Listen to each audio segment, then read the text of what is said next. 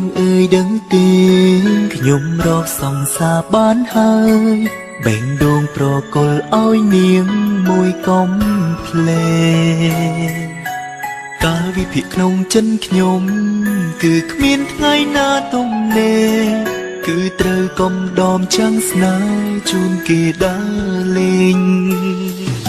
ស្នេហាចាប់ផ្ដើមប្រែប្រួល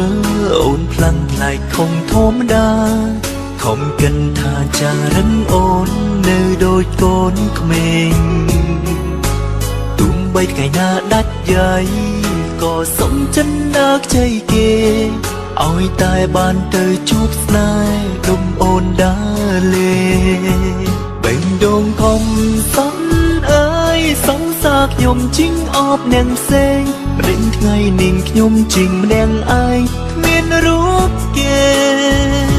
ខំប្រឹងតាមមើលគេពីក្រោយតើខ្ញុំខូចចិត្តហើយមែនទេបើសិនជាបេងដូងគេប្រែម្ដេចមិនខលប្រាប់បេងដូងកំសត់អើយមានអារម្មណ៍ថាចិត្តខកស្នេហ៍ខ្ញុំខ្លាចណាំងខ្លាចពេលជួបគេកាន់តែឈឺចាប់ម៉ូតូខ្ញុំលែងទៅមុខហើយរកកន្លែងឈុំយំឲ្យស្ដាប់មួយអាទិត្យនៅផ្ទះសុំច្បាំខូចចិត្តហើយ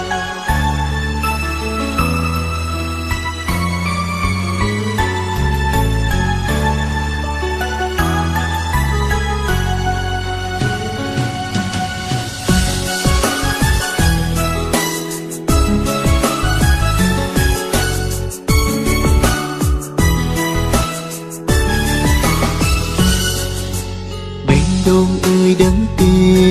ខ្ញុំរកសង្សារបានហើយបេងដូងប្រគល់ឲ្យនាងមួយកុំភ្លេចកាលវិភាគក្នុងចិនខ្ញុំគឺគ្មានថ្ងៃណាទំនេរគឺត្រូវកុំដមចាំងស្នេហ៍ជូនគេដើរលេងស្នេហាចាប់ផ្ដើមប្រែប្រួលអូនផ្លាំងផ្លែកខំធម្មតាខំគិតថាចារឹងអូននៅដូចកូនក្មេងទុំបីថ្ងៃណាដាច់យាយក៏សុំចិនដើរខ្ចីគេឲ្យតែបានទៅជួបស្នេហ៍ដុំអូនដើរលេបេងដូងខំសំអើយសង្សារខ្ញុំជីងអបនាងផ្សេងម្ដេចថ្ងៃនាងខ្ញុំជីងម្នាក់ឯងមានរូបគេប្រឹងតាមមើលគេពីក្រោយតើខ្ញុំខូចចិត្តហើយមែនទេបើសិនជាបេងដូងគេប្រែម្ដេចមិនខលប្រាប់បេងដូងកំសត់អើយមានអារម្មណ៍ថាចិត្តខកស្នេហ៍ខ្ញុំខ្លាចណាំងខ្លាចពេលជួបគេកាន់តែឈឺចាប់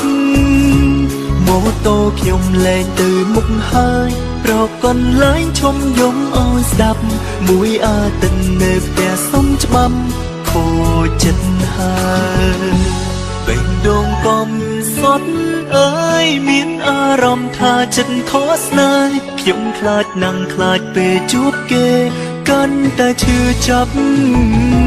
ម៉ូតូខ្ញុំលែងទៅមុខហើយរកកន្លែងឈុំយំឲ្យស្ដាប់មួយអាទិត្យនៅផ្ទះសុំច្បាំខូចចិត្តហើយ